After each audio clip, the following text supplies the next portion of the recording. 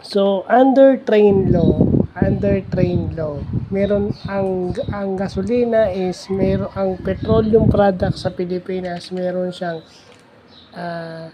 value added tax at excise tax.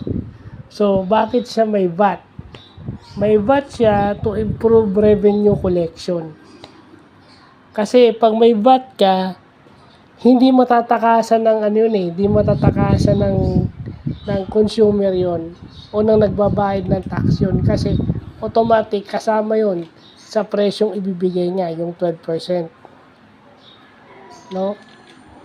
At yung excise tax naman is para i-internalize yung environmental cost. So, ibig sabihin, dahil may excise tax yung gasolina, gagamit tayo ng unleaded dapat. So, kung titignan mo, yung excise tax,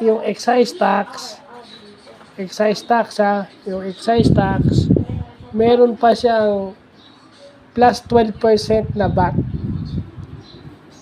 So, yung excise tax amount, kukunin mo yung 12% niya, i-add mo siya doon sa tax. So, mahal yung gasolina. Mahal siya. No? Para ma-compute mo yung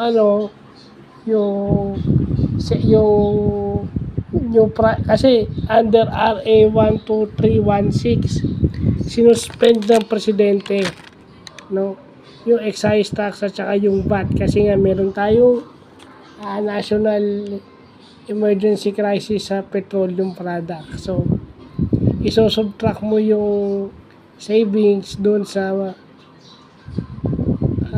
bagong fuel price. So, ima-minus mo yung price ng crude oil, ima-minus mo yung tax na nakokolekta. So, malaki matitipid nyo. Malaki yun. Pero ano pa lang yun gasolina. So, yun ay advantage ng mga may sariling sasakyan. Pag nawala yung tax. No? Pero sa mga taong ang pangkabuhayan livelihood transport, mahihirapan pa rin sila kasi tax lang yung nawala, minimal lang yung bawas, minimal. So around 6 to 10 pesos or 18 to 20 pesos lang yung savings. So kung magpapa-full tank ka, around 700 pesos lang to be a rough estimate.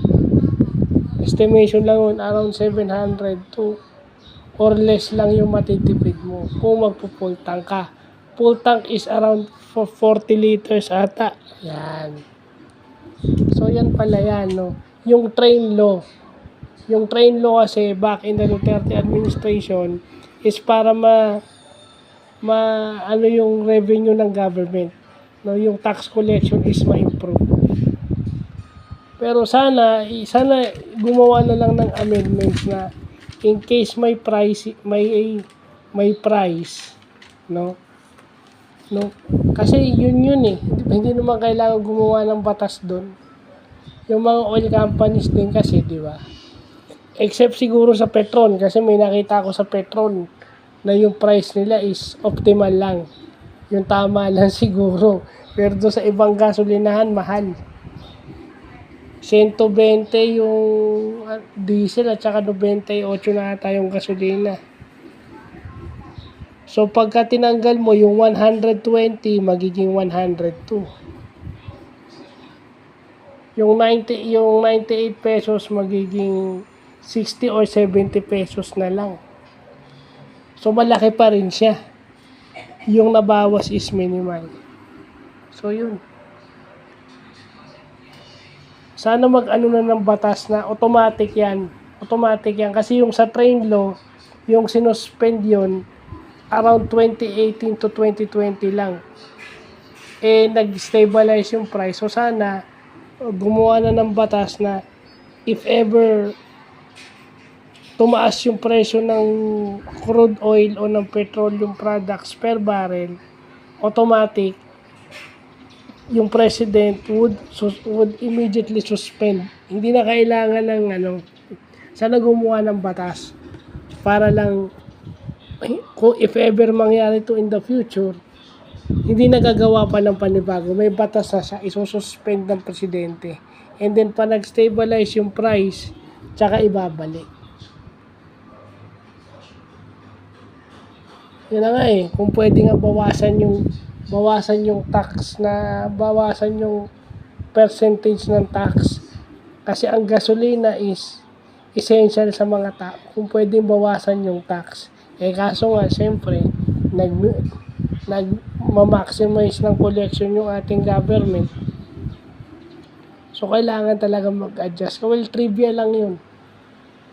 Kasi minsan, some people would look at the price, pero kung alam mo i-compute, alam mo kung paano ka mag-a-adjust. So, yun lang po.